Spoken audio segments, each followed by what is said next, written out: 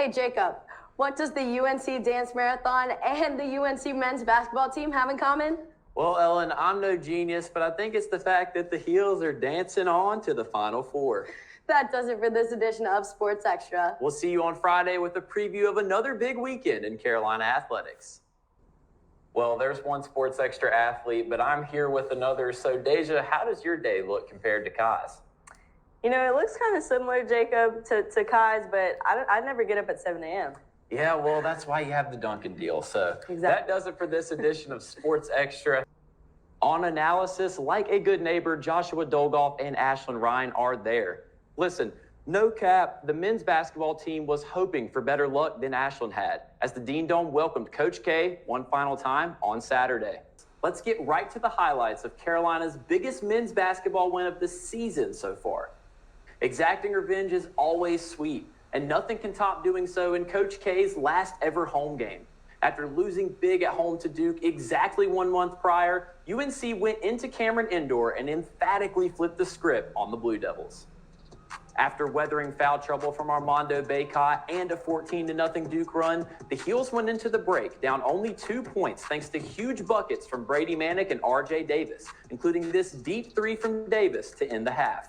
Carolina found itself down multiple possessions several times in the second half, but fought back with a 19-7 run to take a 5-point lead with less than 8 to play.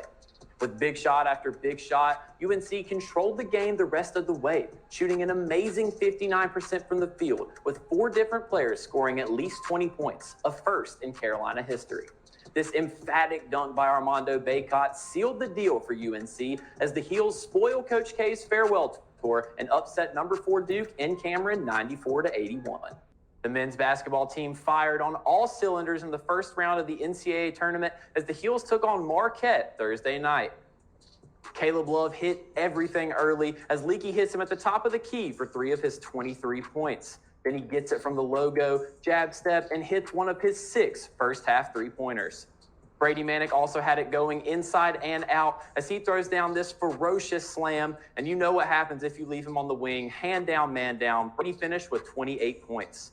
RJ Davis was phenomenal dishing out the rock all day, finishing the game with 12 assists as the Heels would rout the Golden Eagles 95-63 in advance. This UNC team has taken on a familiar identity in the past couple of games, the comeback kids. After completing an 18-point comeback last Saturday against Wake Forest, the Heels found themselves down again by 16 at halftime last night. The first half left fans in absolute disgust as the offensive line gave up 6 sacks and the defense allowed 337 total yards. An impressively bad display. Outside of the Sam Howell dot to Anton Green for a 76-yard touchdown, the usually special offense could not get anything going. But Mac must have really lit them up in the locker room because these boys came out fired up in the second half. How were they able to mount the comeback against the NCAA's number 3 ranked offense? The offense put points on the board, but the defense was the reason this comeback was even possible. It started on the first defensive drive when this Jeremiah Gimmel sack forced a Pitt 3-and-out. Then, when Pitt looked primed to score again with 1st and 10 at the UNC 21, Cedric Gray and Tomon Fox recorded back-to-back sacks, forcing a missed field goal and giving Fox his 26th sack as a Tar Heel. And Gimmel made the biggest play of the game, putting the pick in Pickett and turning over the Pitt QB when the Heels needed it most. The defense played its best half of football of the entire season, holding Pitt to only 79 yards of offense and 0 points in the 3rd and 4th quarters. I had no stimuli nerves in my leg, and I was just willing it to do something, and it wouldn't. Sports Illustrated's Kid of the Year at 15. Youth U.S. Women's National Team member throughout high school.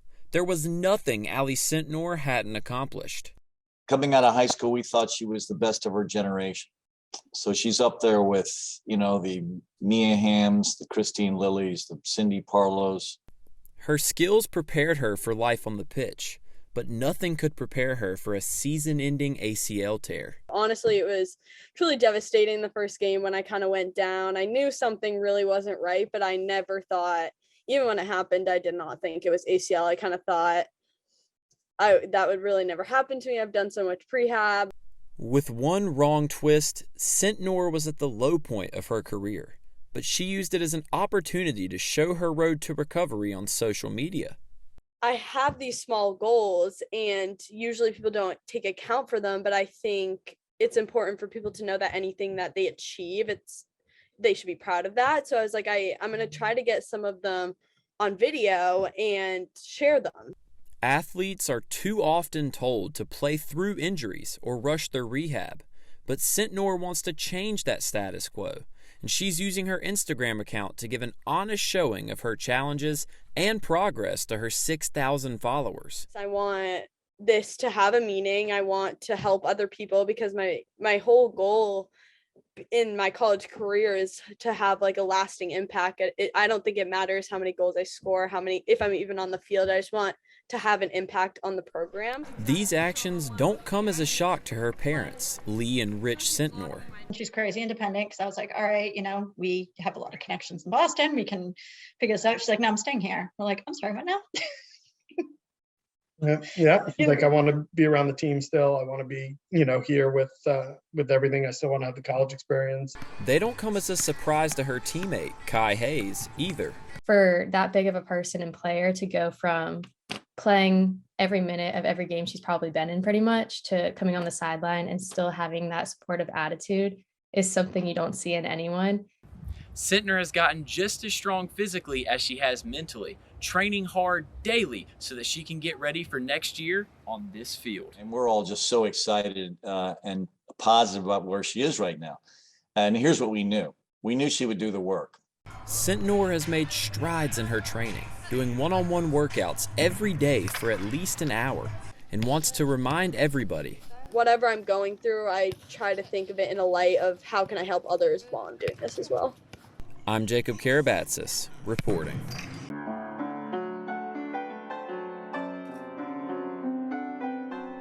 In 2020, acoustic piano sales dropped by 33%, and this decrease didn't just impact the piano-making industry. It hurt local piano teachers, such as Judy Harris from Rockingham, North Carolina.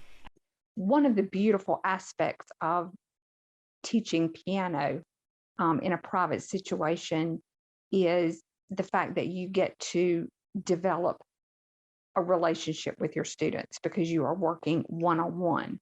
With no kids of her own, Harris values these relationships more than your typical music instructor might. I think when you're in education, you are more than just a teacher. You are counselor and psychologist and nurse and mother and friend, and you just wear many hats when you are in the education role. One of the people who've experienced this relationship personally is former student Jennifer Murray. I would ask her to play because I'd had a bad day at school, because music was my escape, still is, and she would, and it was peaceful, and she would cry with me. And it doesn't stop there. Both of Murray's kids took lessons with Harris as well. Because I knew the foundation she gave me is exactly what I wanted my children to have. I had strong parents, and they knew exactly what I needed, and I knew exactly what my children needed, and it was a Judy. These family affairs are what make it fun for these instructors, but Brenda Tyler thinks kids just aren't as willing to take on the challenge today. Video games are easy, piano is difficult. It's fun, but it's difficult. Another teacher, Lawrence Goring, had 17 students prior to COVID, but that has since been cut in half. So at the moment, I'm only teaching 8 students, and 6 of those are children. 2 of those, though, are teenagers. Judy's concern with the lack of learners is what they're missing out on mentally. What life is throwing at them, and they may not necessarily want to talk about that, and that's fine. But there need to be avenues for which they can deal with that. Music is a beautiful one to be able to do that. With the lack of lessons, I figured I'd give Judy a teaching moment and test out my skills on the piano. 2, 3, 4, 5, 6. I am certainly no Mozart, but hey, at least I gave it a shot. I'm Jacob Karabatsos, reporting.